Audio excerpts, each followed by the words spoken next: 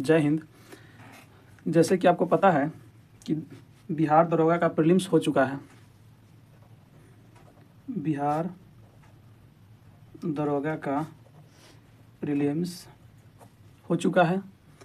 18 एवं 21 जनवरी को फर्स्ट एवं सेकेंड शिफ्टों में 4 शिफ्टों में हो गया है। इसका कटअप का रुझान आना भी शुरू हो गया है। अब इसका मेंस एग्ज़ाम जो है अप्रैल के फर्स्ट वीक में ज़्यादा संभावना बनता है कि लिया जा सकता है। तो इसी के मेंस एग्ज़ाम के लिए ज्ञान बिंदु का डबल स्टार टेस्ट सीरीज चल रहा है। तो ये डबल स्टार टेस्ट सीरीज का टेस्ट 1 है। तो आज की इस वीडियो में हम टेस्ट 1 का संपूर्ण डिस्कशन करेंगे। दरअसल होता क्या है कि हम टेस्ट तो दे देते हैं, अपना मार्क्स भी पता कर लेते हैं या निकाल लेते हैं, लेकिन उसका डिस्कशन नहीं कर पाते हैं। तो जब हम डिस्कशन नहीं कर पाते हैं और बार बार रोशन आनंद सर बताते हैं कि टेस्ट 20 के बदले 10 ही दो, लेकिन उसका डिस्कशन का एनालिसिस ज़रूर करो, क्योंकि क्वेश्चन से क्वेश्चन बने इसकी कम संभावना होती है और डिस्कशन से क्वेश्चन बने इसकी ज़्यादा संभावना होती है। तो आज हम इस वीडियो में यही देखेंगे। तो चलिए अब हम शुरू करते हैं और आप सभी कमेंट में बताएंगे कि इस टेस्ट में आपका कितना मार्क्स आया था। पहला क्वेश्चन है, जैसे कि आप स्क्रीन पे देख पा रहे होंगे कि कार्य के बारे में निम्नलिखित कथन निम्न में कौन सा कथन गलत है। एक में दिया है कार्य की माप लगाए गए बल तथा बल की दिशा में वस्तु के विस्थापन के गुणनफल के बराबर होता है। दूसरा में दिया है कार्य एक सदिश राशि है और तीसरा दिया है बल एवं विस्थापन के बीच 0 डिग्री का कोण पर कार्य न्यूनतम होता है। पुट 1 में ऑप्शन नंबर ए में केवल 1, ऑप्शन नंबर बी में 1 और 3, ऑप्शन नंबर सी में 2 और 3 और डी में कथन सभी सही है। तो यह क्वेश्चन हमारा गलत हो गया था। तो आइए अब हम 1 सेकेंड, ये क्वेश्चन नहीं, हाँ मेरा गलत हो गया था। तो अब हम पहले इसका डिस्कशन देखते हैं, फिर हम इस क्वेश्चन को बनाएंगे।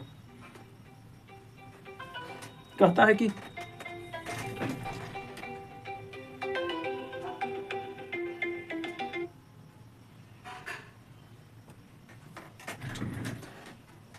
कार्य के बारे में उपयुक्त दिए गए कथन में केवल 2 और 3 गलत है। गलत की चर्चा किया है तो 2 और 3 गलत है। कैसे? तो कार्य क्या होता है? कार्य की माप लगाए गए बल तथा बल की दिशा में वस्तु के विस्थापन के गुणनफल के बराबर होता है। तो 1 नंबर में तो वही कह रहा था, तो 1 नंबर तो इसका सही हो जाएगा। 1 नंबर सही हो गया। सॉरी, रेड पेन से करते हैं तो मुझे अंतर पता चलेगा।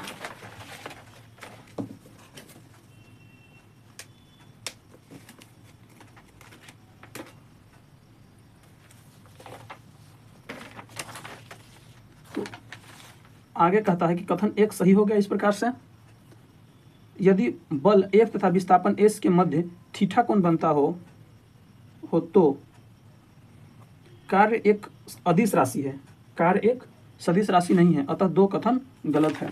तो इसका 2 नंबर गलत हो जाएगा। कार्य क्या है? एक सदिश नहीं अदिश राशि है।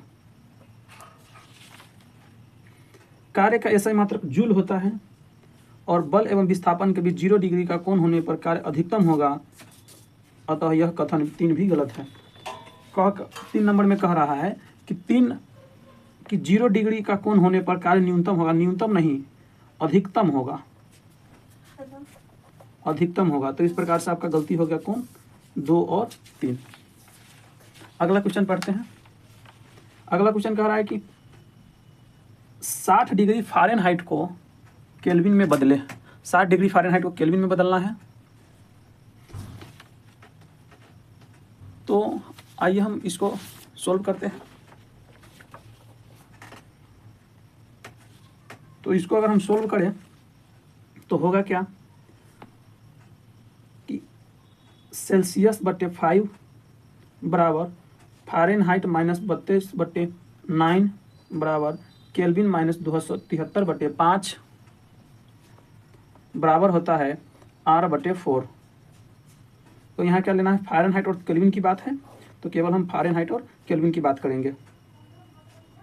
तो फ़ारेनहाइट माइनस 32/9 और बराबर होता है केल्विन माइनस 273/5। तो फ़ारेनहाइट की कितने डिग्री फ़ारेनहाइट को बात किया है, तो बात किया है 60 डिग्री फ़ारेनहाइट की। तो 60 डिग्री फ़ारेनहाइट में फ़ारेनहाइट की जगह 60 रखेंगे, 60 माइनस 32/9 बराबर केल्विन माइनस 273/5। तो यहाँ हो जाएगा 28/9 बराबर केल्विन माइनस 273/5। अब हम यहाँ गुना करेंगे तो 9 के माइनस 2457 बराबर 8 पंचे 40, 4 पाँचों का 20 और 15 10 और 4 14, 140 हो जाएगा। तो 9 के बराबर 140 प्लस 2457 बराबर 9 के इज इक्वल टू 2597 के इज इक्वल टू 2597/9 बराबर 288.5 केल्विन हो जाएगा। तो 60 डिग्री फ़ारेनहाइट बराबर क्या होगा, 200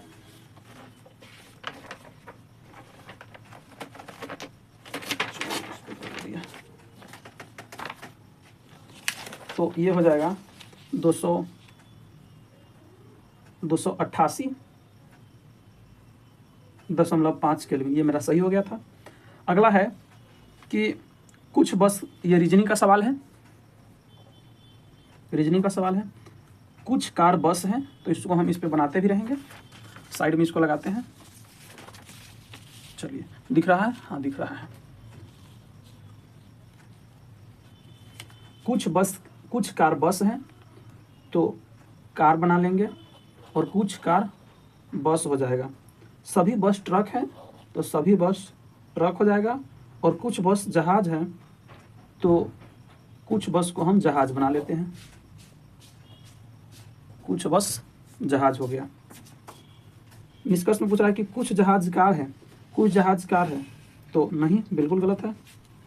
और सभी ट्रक कार है, सभी ट्रक कार है, तो ये भी गलत हो जाएगा। तो बोथ आर इनकरेक्ट, इसका आंसर हो जाएगा। चलिए, ये मेरा सही था। अगला है 4 नंबर। निम्न कथनों पर विचार करें। कानून के शासन का अर्थ है कि सभी, और इसमें सत्य कथन का चयन करना है। कानून के शासन का अर्थ है कि सभी कानून देश के सभी नागरिकों पर समान रूप से लागू होते हैं। तो ये तो बिल्कुल सही बात है। और स्वतंत्र न्यायपालिका का अर्थ है कि सरकार की अन्य शाखाएं न्यायपालिका के कार्य में हस्तक्षेप न करे। ये भी सही बात है। 1835 में भारतीय राष्ट्रीय कांग्रेस की पहली बार संविधान सभा का गठन की मांग किया, यही बात सही है। इसमें उपयुक्त सभी सही हो जाएगा। ये मेरा सही था टेस्ट में भी। आइए अब हम इसके डिस्कशन के देखते हैं। कानून के शासन एक आधुनिक अवधारणा है जिसे मुख्य रूप से ब्रिटेन से लिया गया है। कानून के शासन को विकसित करने का श्रेय एसवी डायसी किसे जाता है? कानून के शासन के श्रेय विकसित करने का श्रेय एसवी डायसी को जाता है, एसवी डायसी को। भारतीय संविधान के अनुच्छेद 14 में विधि के समाज समानता को अपनाया गया है। स्वतंत्र न्यायपालिका का अर्थ है कि न्यायपालिका सरकार के 2 अंगों विधायिका और कार्यपालिका से नियंत्रित से मुक्त हो। भारतीय संविधान में न्यायपालिका की स्वतंत्रता की अवधारणा अमेरिका से लिया गया है। तो भारतीय संविधान में न्यायपालिका की स्वतंत्रता कहाँ से लिया गया है? तो अमेरिका से लिया गया है। स्वतंत्र न्यायपालिका के साथ न्यायिक पुनर्वलोकन की शक्ति भी अमेरिका से लिया गया है। स्वतंत्र न्यायपालिका के साथ न्यायिक पुनर्वलोकन की शक्ति भी अमेरिका से लिया गया है। और भारत में संविधान सभा के गठन की मांग सबसे पहले 1934 में एम.एन. राय ने रखा था। और 1935 में भारतीय राष्ट्रीय कांग्रेस की संविधान सभा की गठन की आधिकारिक मांग बन गई। 1934 में एम.एन. राय ने कहा कि संविधान सभा का गठन होना चाहिए, और वही फिर आगे चलकर 1935 में आधिकारिक मांग बन गई। संविधान सभा की आधिकारिक मांग 1936 में लखनऊ कांग्रेस के सत्र में पंडित जवाहरलाल नेहरू द्वारा की गई।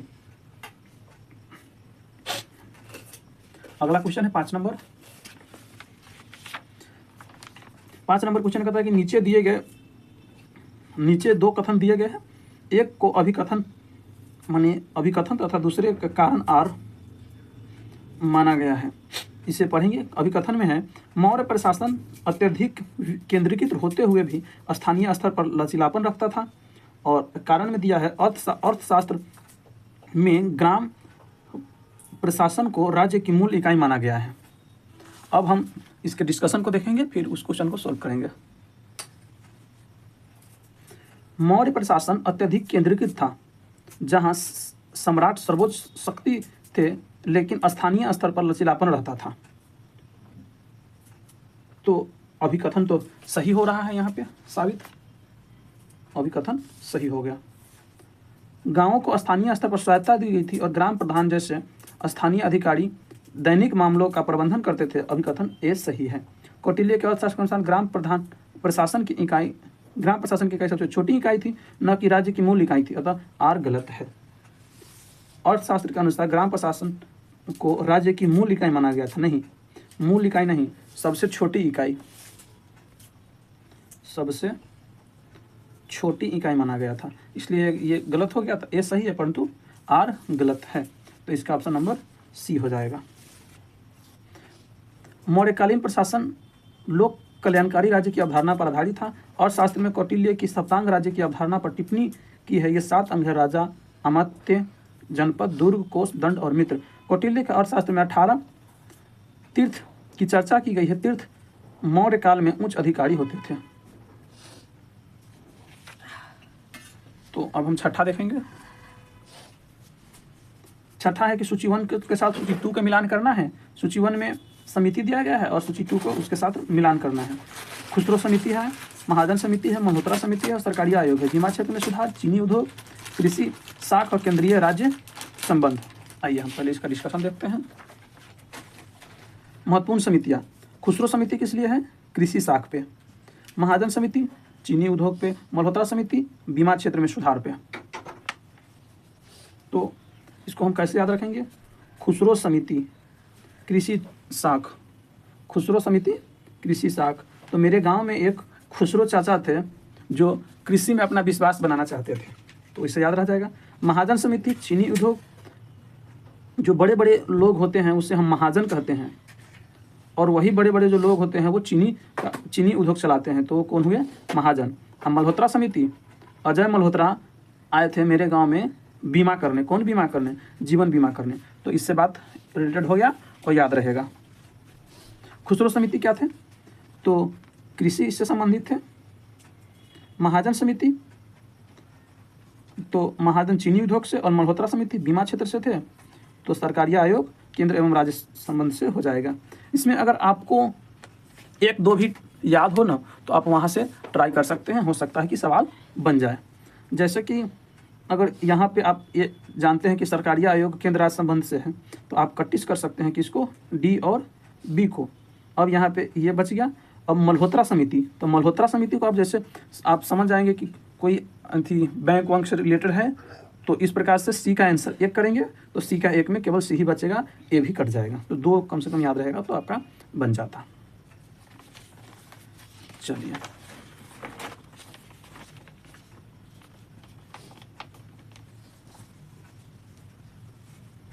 इसी प्रकार से कई समिति दिया गया है, उसे हम देखते हैं।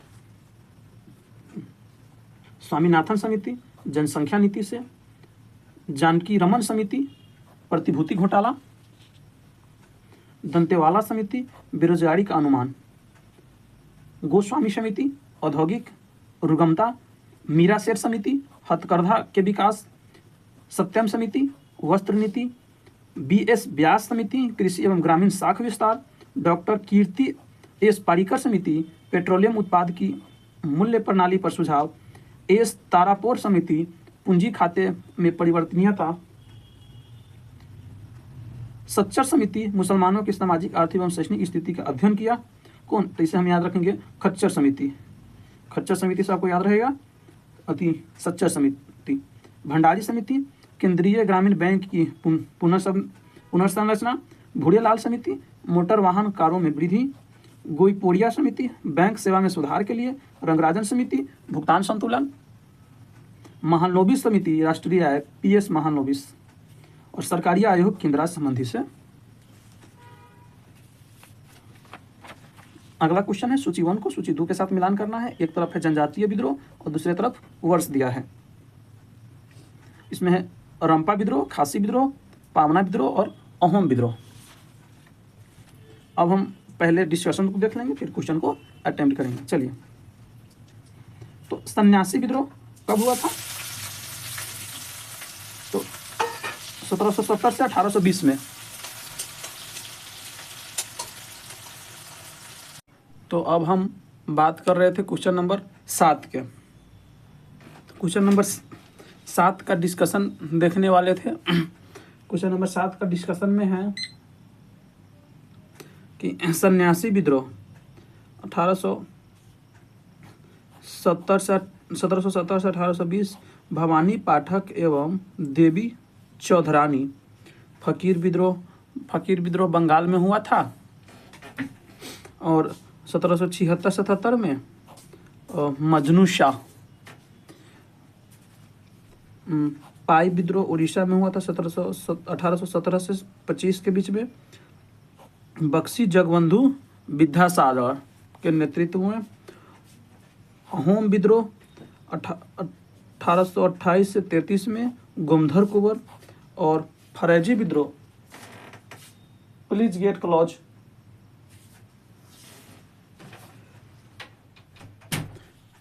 फरोजी विद्रोह बंगाल में हुआ था 1838 से 57 के बीच में और सरियातुल्ला। कुका विद्रोह पंजाब में हुआ था 1870 से 42 में, भगत जवाहर मल और रामसिंह कुक्का।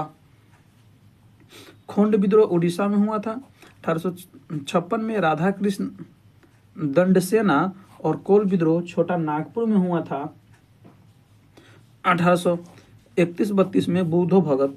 संथाल विद्रोह 1855-56 में सिंधु एवं कान्हू के नेतृत्व में हुआ था। और मुंडा विद्रोह छोटा नागपुर के क्षेत्र में हुआ था और 1899 से 1900 में, और बिरसा मुंडा के नेतृत्व में। खासी विद्रोह मेघालय में हुआ था 1829 से 33 के बीच में, तीरथ सिंह के नेतृत्व में। और रंपा विद्रोह आंध्र प्रदेश में 1922 से 24 में, अल्लूरी सीताराम राजू। और पावना विद्रोह 1873 से 76 में, ईश्वर चंद्र राय, केशव चंद्र राय तथा शंभुपाल में के नेतृत्व में। तो यहाँ हम देखेंगे कि रंपा विद्रोह अभी हम कब देखे हैं? रंपा विद्रोह 1922 से 24 के बीच। तो ये 3 से मिलान हो जाएगा, तो 1 का 3, तो डी और बी अपने आप कट जाएगा। अब खासी विद्रोह कब हुआ था? तो खासी विद्रोह हुआ था 1829 से 33 के बीच में, 1829 से 33 2। और पावन, तो ए ऑटोमेटिक आंसर कट के आ जाएगा।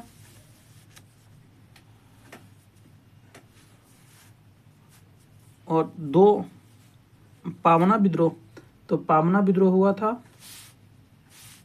1873 से 76 में, 1873 से 76 में। और अहोम विद्रोह हुआ था 1828 से 1833 में। तो इस प्रकार से ए आंसर हो जाएगा। अगला 8 नंबर क्वेश्चन है।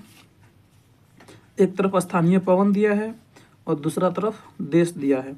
हबूब, ब्रिकफील्ड और बोरा, मध्य एशिया, ऑस्ट्रेलिया और इटली। तो पहले हम डिस्कशन देख लेते हैं और फिर हम हबूब कहाँ की है? तो उत्तरी सूडान, खार्तूम क्षेत्र में गर्म एवं शुष्क हवाएं। ब्रिकफील्ड ऑस्ट्रेलिया के विक्टोरिया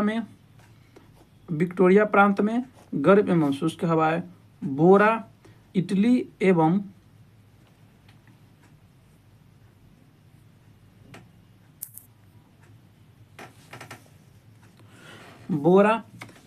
इटली एवं यूगोस्लाविया सर्वाधिक इससे प्रभावित रहता है।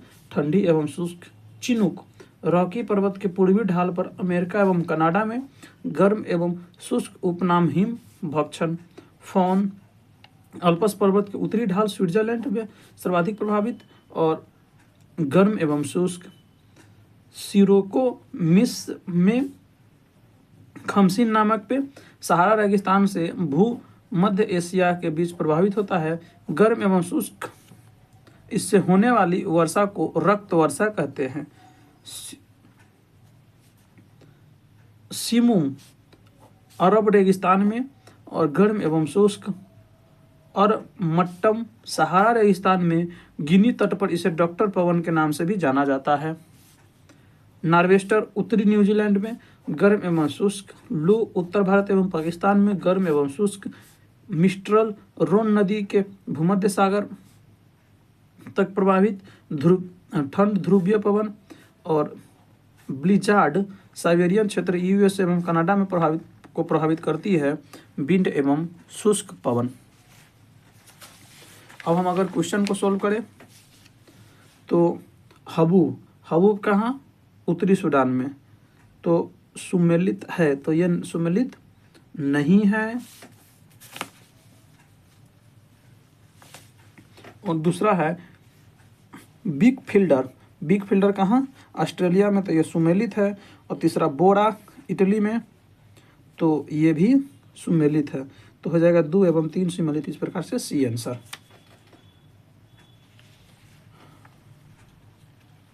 अब हम इधर आते हैं अगला क्वेश्चन की तरफ। अगला क्वेश्चन है कि एक समबाहु त्रिभुज की भुजा 13 सेंटीमीटर है, तो उसका परिमाप ज्ञात करें। समबाहु त्रिभुज जिसका तीनों भुजाओं बराबर होता है, तो 13 ये भी हो जाएगा, 13 ये भी होगा, 13 ये भी होगा। परिमाप तीनों भुजाओं का योग, तो 13 39, इस प्रकार से बी आंसर हो जाएगा। अगला क्वेश्चन है क्वेश्चन नंबर 10। क्वेश्चन नंबर 10, निम्नलिखित में से कौन सा कथन सत्य है? एक संतुलित रसायन समीकरण में अभिकारकों और उत्पादों में सभी तत्वों के परमाणुओं की संख्या समान होता है। एक असंतुलित रासायनिक समीकरण अभिकारकों और उत्पादों की संख्या समान होते हैं। तो इसमें दोनों कथन सही है, तो इसके साथ आंसर सी हो जाएगा। फिर भी हम इसका डिस्कशन देखते हैं। दोनों कथन सत्य है, सी आंसर है। संतुलित रासायनिक समीकरण एवं संतुलित रासायनिक समीकरण द्रव्यमान संरक्षण के नियम का पालन करता है, जिसके अनुसार रासायनिक अभिक्रिया के द्रव्यमान न तो उत्पन्न होती है और न ही नष्ट होती है। एक संतुलित रासायनिक समीकरण अभिकारक एवं उत्पाद दोनों पक्षों में प्रत्येक तत्व के परमाणुओं की कुल संख्या समान होती है, अतः कथन एक सत्य है। जैसे कि यहाँ पर देख सकते हैं H2Cl2 2HCl, अभिकारक में दो हाइड्रोजन है और 2 Cl है, यहाँ भी 2 हाइड्रोजन और 2 Cl है, उत्पाद में भी। असंतुलित रासायनिक समीकरण वैसा रासायनिक अभिक्रिया जिसके अभिकारक और उत्पाद दोनों पक्षों में प्रत्येक तत्व के परमाणुओं की कुल संख्या समान नहीं होते हैं। 2 भी सही है, जैसे कि आप यहाँ देख सकते हैं 2H2O और यहाँ पे 2 रहता तो सामान्य होता है, यहाँ पे 2 है लेकिन O एक ही है। तो इस प्रकार से उसको देख लिए। अगला है 11 नंबर क्वेश्चन। 11 नंबर क्वेश्चन कहता है कि एक ही तत्व के परमाणु जिसकी संख्या समान किंतु द्रव्यमान भिन्न भिन्न होती है कहलाती है, तो ये कहलाता है आइसोटोप। डिस्कशन देखते हैं। आइसोटोप समस्थानिक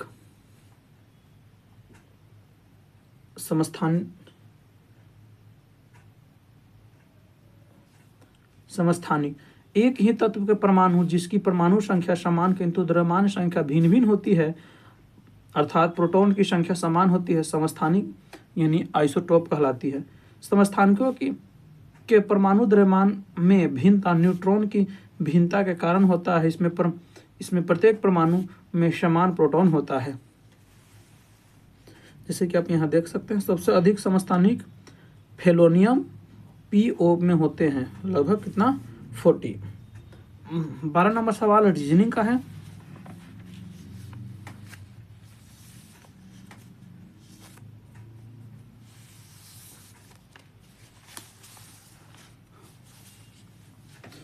ये 12 नंबर सवाल रीजनिंग का है। जिस प्रकार से ये पैटर्न दिया हुआ है उसी प्रकार से यहाँ पे आंसर को खोज रहा है। तो अब हम इसको बनाएंगे। क्या है? एस्टिडेट ANDRWX एडिडेट परसेंटेज। तो यहाँ कह रहा है कि हैच और परसेंटेज की जगह पे क्या होगा, हैच और परसेंटेज के जगह पे क्या होगा।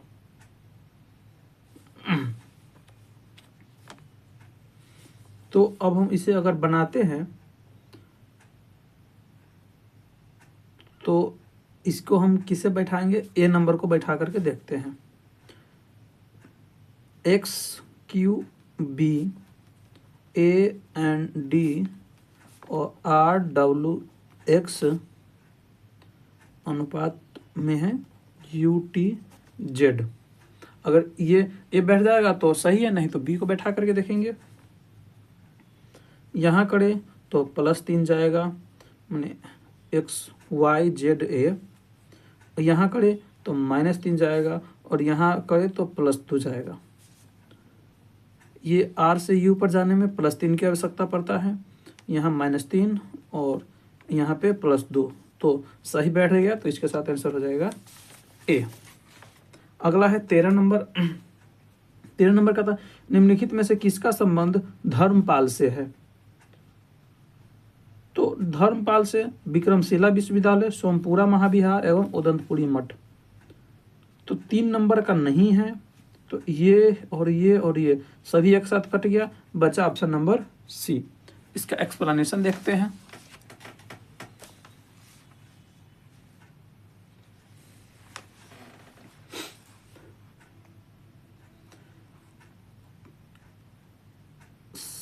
सात सौ 50 ईस्वी में गोपाल ने पाल वंश की स्थापना की। गोपाल बौद्ध धर्म के अनुयायी था। गोपाल ने उदंतपुरी मठ का निर्माण करवाया। उदंतपुरी मठ का निर्माण किसने करवाया, गोपाल ने। यहाँ देख लीजिए, गोपाल ने। गुजराती कवि सोडल ने धर्मपाल को उत्तरापत स्वामी की उपाधि से संबोधित किया। धर्मपाल के लेखों में उसे परम सौगात कहा गया। धर्मपाल ने अनेक मठ बौद्ध विहार बनाए। उसने विक्रमशिला विश्वविद्यालय भागलपुर में एवं सोनपुर महाविहार वर्तमान के बांग्लादेश में स्थित है, इसकी स्थापना किया। देवपाल ने मुंगेर में अपना राजधानी बनाया। देवपाल के शासनकाल में अरब यात्री सुलेमान आया था। अगला क्वेश्चन है क्वेश्चन नंबर 14। 14 के साथ फिट कौन बैठेगा ये आपको देखना है। तो 14 के साथ फिट बैठेगा सी। फिट कैसे बैठेगा, यहाँ पे बैठाना है तो यहाँ से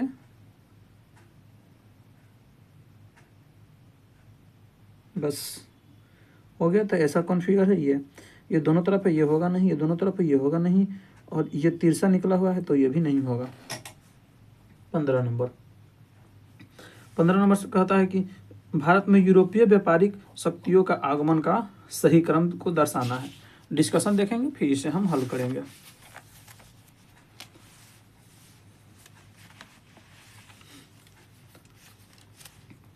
भारत में यूरोपीय व्यापारिक शक्तियों का आगमन का क्रम, पुर्तगाली, डच, अंग्रेज, डेनिश और फ्रांसीसी।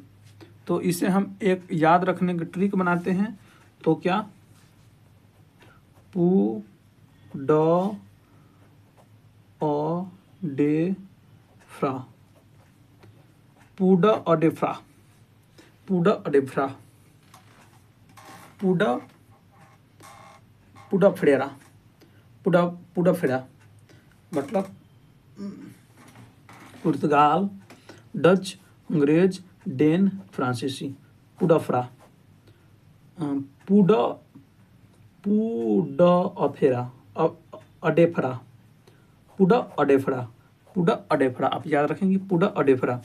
पू से पुर्तगाल, ड से डेनमार्क यानी डच, अ से अंग्रेज, डे से डेनिश और फ से फ्रांसीसी। 1498 में पुर्तगाली नाविक वास्को डी गामा ने पहली बार समुद्री मार्ग की खोज की तथा भारत के कालीकट बंदरगाह केरल में पहुंचा। कालीकट के तट पर हिंदू राजा जमोरिक ने उनका स्वागत किया। स्पेन के नाविक कोलंबस ने 1492 ईस्वी में अमेरिका की खोज की। कोलंबस ने 1492 ईस्वी में अमेरिका की खोज की। अमेरिका की खोज किसने किया, कोलंबस ने। ब्रिटेन के कैप्टन कुक ने ऑस्ट्रेलिया और हॉलैंड के तस्मान ने न्यूजीलैंड एवं वान डिलन्स लैंड वर्तमान तस्मानिया की खोज की। वास्को डी गामा जब भारतीय मसालों को लेकर स्वदेश लौटा तो वहाँ भारतीय मसालों की कीमत 60 गुना लाभ मिला। पोप अलेक्जेंडर 6 द्वारा 1453 में ही पूर्वी समुद्री व्यापार हेतु आज्ञापत्र दिया गया था। वास्को डी गामा अक्टूबर 1502 में दूसरी बार भारत आया। भारत में अब सबसे पहले आने और सबसे बाद में जाने वाले यूरोपीय औपनिवेशिक शक्ति पुर्तगाली थे। पुर्तगाली कंपनी का नाम अल्फांसो द इंडिया थी। तो इस प्रकार से देखें तो यहाँ अगर हम वो ट्रिक लगाएं तो पू ड अ डेफ्रा, पुडा अडेफड़ा, पू से पुर्तगाल, ड से डच, अ से अंग्रेज, डे से डेनमार्क और फ्रा से फ्रांसीसी। तो इस प्रकार से आंसर हो जाएगा पुर्तगाल, डच, अंग्रेज, डेन एवं अगर फ्रांसीसी रहता तो फिर भी फ्रांसीसी हो जाता तो हो जाएगा बी। आगे 16 नंबर क्वेश्चन देखते हैं। 16 नंबर क्वेश्चन पे था भारत की सबसे बड़ी खारे पानी की झील चिल्का झील कहाँ स्थित है। तो चिल्का झील महानदी के दक्षिण में ओडिशा में स्थित है। चिल्का झील महानदी के दक्षिण में है, ओडिशा में है। यह चिल्का झील और महानदी इधर से गुजरती है।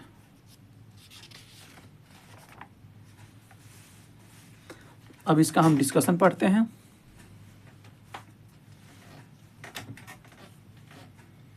भारत की सबसे बड़ी खारे पानी की झील चिल्का महानदी डेल्टा के दक्षिण में स्थित है।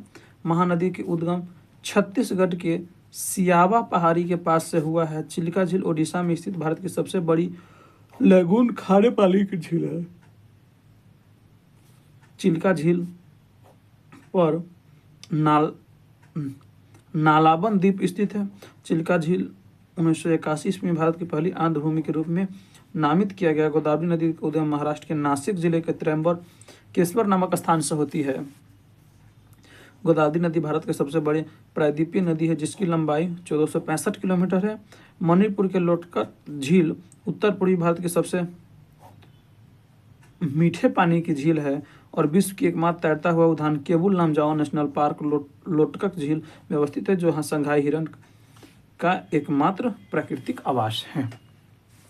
अगला क्वेश्चन है क्वेश्चन नंबर 17।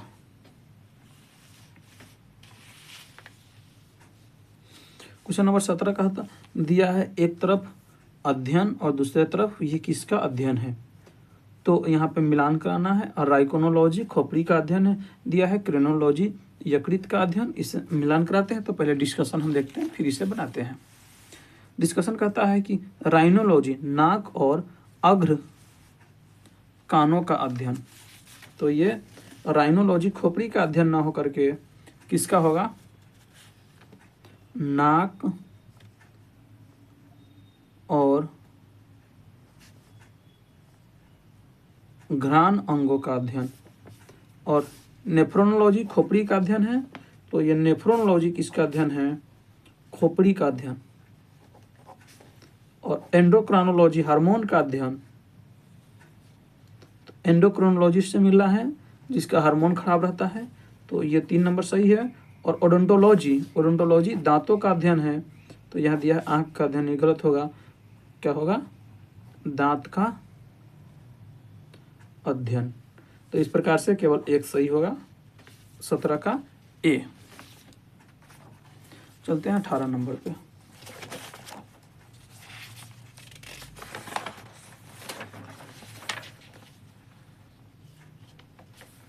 अगर इसी में हम अन्य शाखा की बात करें तो माइक्रोबायोलॉजी सूक्ष्मजीवों का अध्ययन, ऑर्निथोलॉजी पक्षी विज्ञान का अध्ययन, हेर्पेटोलॉजी सरीसृपों का अध्ययन, जेनेटिक्स वंशानुगति गुण और भिन्नताओं का अध्ययन, एंटोमी जीवों के आंतरिक संरचना का अध्ययन, एंथ्रोपोलॉजी मानव का वैज्ञानिक अध्ययन और एस्ट्रोबायोलॉजी ब्रह्मांड में जीवन की संभावना का अध्ययन है।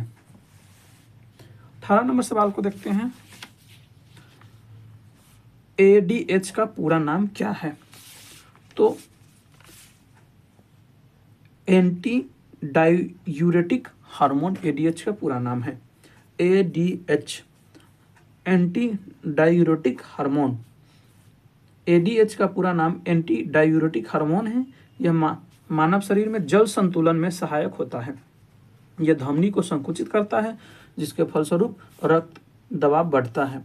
एडीएच का और टीएसएच और का full form thyroid stimulating hormone. GTH का फुल फॉर्म गोनाडोट्रोपिक हार्मोन।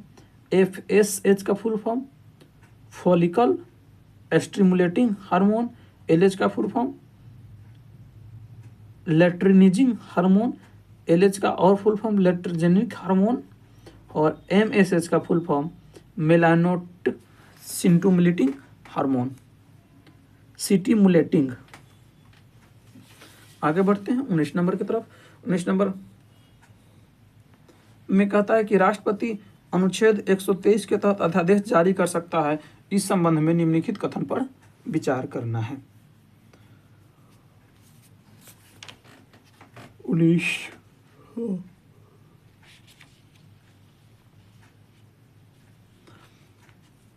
राष्ट्रपति राष्ट्रीय आपातकाल एवं राष्ट्रपति शासन के दौरान अध्यादेश जारी नहीं कर सकता है। ये बात सही है, सॉरी असत्य, गलत है, क्योंकि कर सकता है। भारतीय संविधान के अध्यादेश का प्रावधान भारत शासन अधिनियम 1935 से लिया गया है। ये बात बिल्कुल सही है। अध्यादेश राष्ट्रपति तब जारी करता है जब केवल एक सदन सत्र में हो, नहीं ऐसा बात नहीं है। तो कौन सा गलत है? तो 1 और 3, ऑप्शन नंबर सी। डिस्कशन पढ़ते हैं।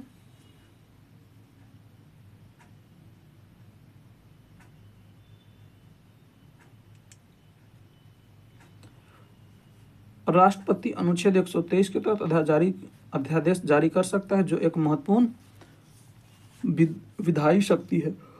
अध्यादेश शक्ति का प्रयोग भारत के राष्ट्रपति द्वारा किया जाता है। भारतीय संविधान में अध्यादेश का प्रावधान भारत शासन अधिनियम 1935 से लिया गया है। अनुच्छेद 123 के तहत अध्यादेश जारी करने की निम्न परिस्थितियां होती है। यदि राष्ट्रपति को प्रतीत हो कि विधि निर्माण की तत्काल आवश्यकता है, सरकार के समक्ष आकस्मिक परिस्थिति विद्यमान हो, संसद के दोनों सदन अथवा एक ही सदन न हो, राष्ट्रपति राष्ट्रीय आपातकाल एवं राष्ट्रपति शासन के दौरान भी अध्यादेश जारी कर सकता है। राष्ट्रपति किसी भी समय इस अध्यादेश को वापस भी ले सकते हैं और अध्यादेश के द्वारा संविधान संशोधन नहीं किया जा सकता। किसी अध्यादेश की अधिकतम अवधि 6 महीने तक ही होती है एवं संसद की मंजूरी न मिलने पर 6 हफ्तों की होती है। अगला है question number 20। Question number 20 reasoning का है। यहाँ पे बढ़ते हुए क्रम में है। बढ़ते हुए क्रम में 2, 5, 7, 2, 10, 12। तो यहाँ पे 2, 6, 24 +2 करके दुगुना, फिर +2 पे है तो +2 यहाँ पे आप देखेंगे बढ़िया से। चलिए आइए हम इस पे ही बना देते हैं। इस पे 2 लिख पैटर्न में दिया हुआ है 3, 5, 10, 12। 2 जोड़ के गुणे 2 जोड़ 2, 8, 10, 20 और 22 जोड़ 2 गुणे 2 फिर जोड़ 2। तो ऐसा कौन मिलता है? 18, 20, 40 और 42। 2 जोड़ना है, दोगुना कर दिया, फिर 2 को जोड़ दिया, तो इसका आंसर हो जाएगा डी। पादप कोशिकाओं में निम्नलिखित में से किसमें अपना स्वयं का डीएनए होता है? तो अपना स्वयं का डीएनए होता है क्लोरोप्लास्ट और माइक्रोकंडिया में। अब हम इसका डिस्कशन देखते हैं। क्लोरोप्लास्ट और माइटोकॉन्ड्रिया। पादप हार्मोन एक प्रकार की यूकेरियोटिक कोशिका होती है जिसकी विशेषता झिल्ली द्वारा संलग्न विभिन्न प्रकार के अंग होते हैं।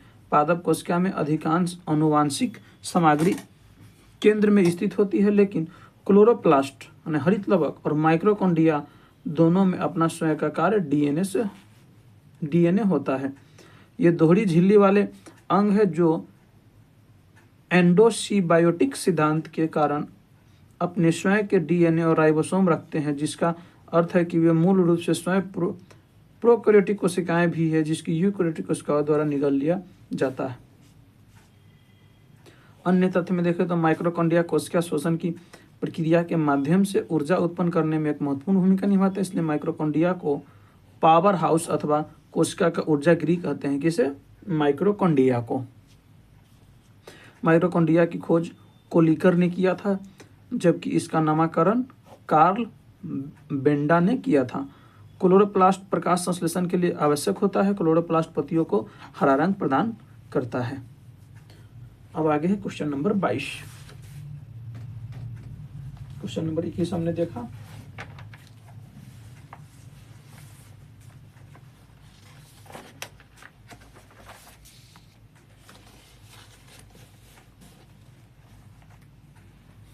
क्वेश्चन नंबर 22 है, मिलान करना है। हमने इसे केवल एक से ही मिला दिया है।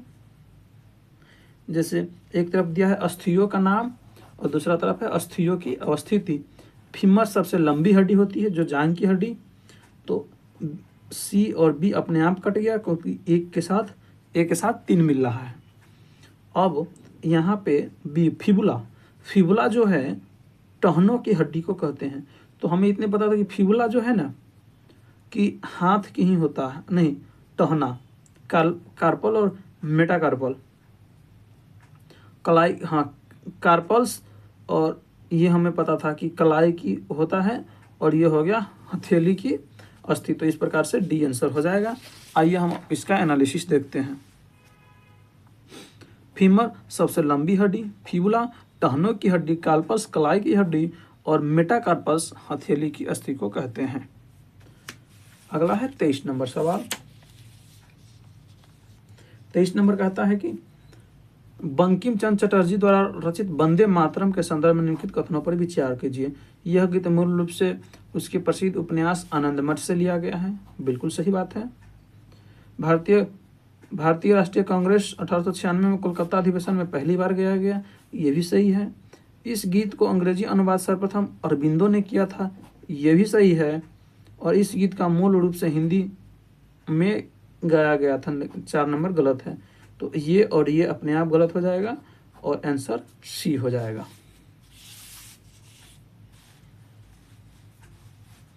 डिस्कशन पढ़ते हैं। बंकिम चंद्र चटर्जी के उपन्यास आनंद मठ मुख्य रूप से सन्यासी विद्रोह 1770 के कथानक पर आधारित है।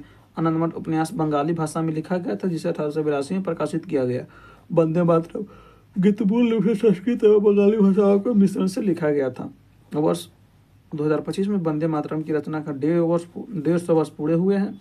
माना जाता है कि इस गीत की रचना 7 नवंबर 1875 को की गई थी। वंदे मातरम बंगाल विभाजन एवं स्वदेशी आंदोलन 1905 के दौरान भारतीय स्वतंत्रता का मुख्य नारा बना।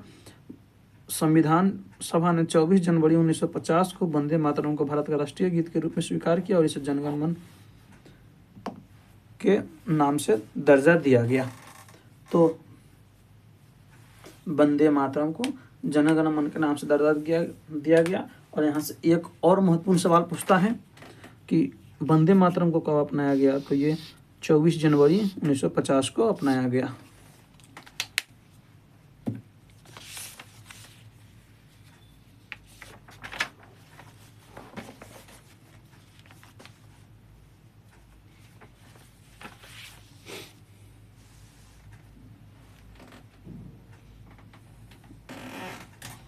आगे हम देखते हैं कि 24 नंबर सवाल मैथ की सवाल है। 39,250 अंकित मूल्य वाली एक वस्तु को 1% और 10% की इकोनॉमिक छूट के बाद 32,499 में बेचा जाता है, तो एक्स का मान ज्ञात करें।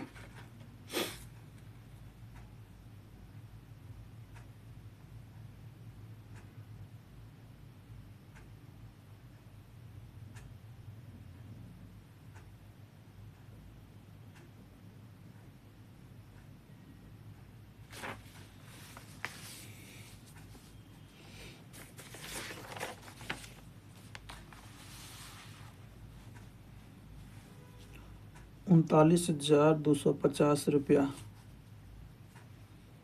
को 100 माइनस एक्स बट्टे 100 गुने 90/100 बराबर 32,499 हो जाएगा। इस जीरो से ये जीरो कट गया, इस जीरो से इस जीरो को काट दिया, और 9 से माइनस 9x बराबर 32,499 गुने 100 बटे 39, 25 से इसको काटेंगे तो 25 से कम 25, 39, 125 को 25 से काटेंगे तो 25 से कम 25, 4 और 1, और 25 पंचे 125, 7 और 1, 25 नमा 175, 159 मरतबे कटेगा, 25 चौका 100। सब आप फाइनली कैलकुलेशन करेंगे तो यहाँ आएगा 8%। तो इसका आंसर हो जाएगा 8। पुर्तगाली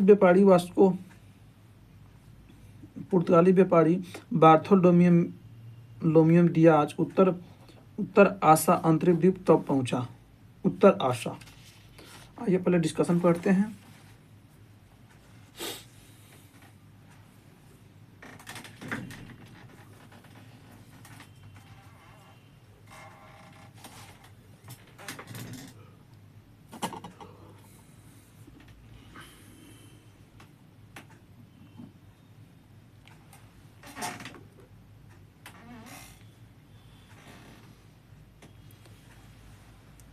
पच्चीस नंबर के डिस्कशन में है कि पुर्तगाली व्यापारी बार्थोलोमियो डियाज 1488 ईस्वी में उत्तर आशा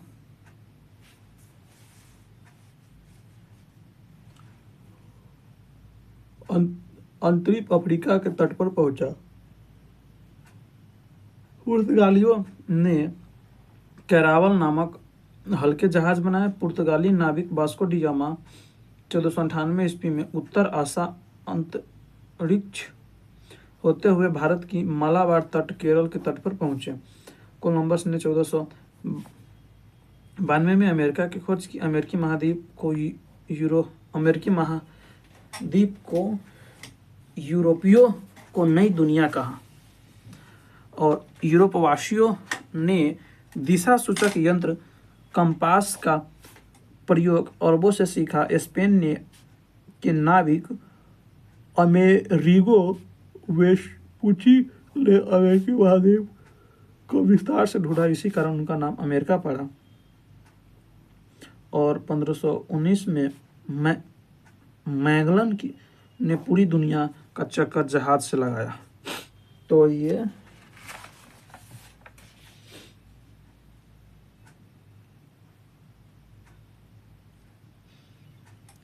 चौदह सौ 98 में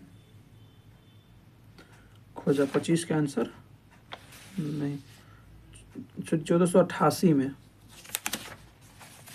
अगला क्वेश्चन है, बिहार का पहला रामसर स्थल कांवर ताल है। विचार करना है और असत्य कथन को पहचानना है।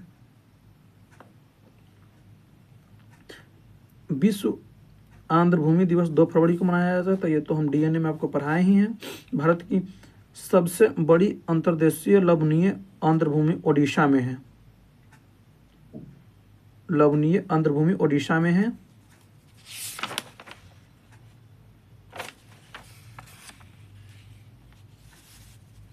तो ये लवणीय आर्द्रभूमि कहाँ है? ये राजस्थान में है सबसे बड़ी, यहाँ राजस्थान में। यहाँ पे मीठे पानी की है सबसे बड़ी उड़ीसा में। बिहार का न्यूनतम आर्द्रभूमि गोकुल जलाशय बक्सर एवं उदयपुर झील पश्चिम चंपारण में है। तो ये भी कथन सही है। तो इसके साथ आंसर हो जाएगा बी। अब हम इसका डिस्कशन को देखते हैं। भारत की सबसे बड़ी अंतर्देशीय लवणीय आर्द्रभूमि राजस्थान में है। भारत की पहली रामसर स्थल चिल्का झील ओडिशा एवं केवलादेव राष्ट्रीय उद्यान राजस्थान में है। भारतीय राष्ट्रीय जैव विविधता प्राधिकरण की स्थापना 2003 में जैव विविधता अधिनियम 2002 के तहत किया गया। ध्यातव्य है कि इसका मुख्यालय चेन्नई तमिलनाडु में है। और जैव सुरक्षा से संबंधित कार्टाजियाना प्रोटोकॉल पर भारत ने 23 जनवरी 2002 को हस्ताक्षर किए थे। आर्द्रभूमियों की रक्षा के उद्देश्य से एक और गैर लाभकारी संगठन वेटलैंड इंटरनेशनल की स्थापना 1937 में किया गया था। और टुमरोज बायोडाइवर्सिटी पुस्तक की लेखिका वंदना शिवा है। दर्द निवारक दवा मॉर्फिन एवं कैंसर उपचार की दवा टैक्सोल का निर्माण पादपों से होता है। विश्व की विशाल जैविक विविधता वाले देशों की सूची में भारत का स्थान 10वां एवं एशिया में 4था है। भारत का पहला राष्ट्रीय उद्यान जिम कॉर्बेट है, इसे 1936 में स्थापित किया गया था। भारत का सबसे बड़ा एवं सर्वाधिक ऊंचाई पर स्थित राष्ट्रीय उद्यान हेमिस लद्दाख में है। संभवतः भारत का सबसे छोटा राष्ट्रीय उद्यान साउथ बटन द्वीप अंडमान निकोबार द्वीप समूह में है। विश्व का एकमात्र 13वां राष्ट्रीय उद्यान केबू लामजाओ मणिपुर में है। ध्यातव्य है कि अंतर्राष्ट्रीय महत्व की आंध्र स्थल घोषित किया गया है। और भारतीय पक्षी विज्ञानी एवं प्राकृतिकविद सलीम अली को बर्डमैन ऑफ इंडिया कहा जाता है। उल्लेखनीय है कि देश में सर्वाधिक राष्ट्रीय उद्यान मध्य प्रदेश में है। काजीरंगा असम में, जलदपारा पश्चिम बंगाल में एक सींग वाले गैंडे के लिए प्रसिद्ध है। ओडिशा स्थित भीतरकनिका राष्ट्रीय उद्यान मैंग्रोव वनस्पति के अतिरिक्त कछुए के प्रजाति ओलिव और ग्रीन सी हॉर्सविल के लिए प्रसिद्ध है।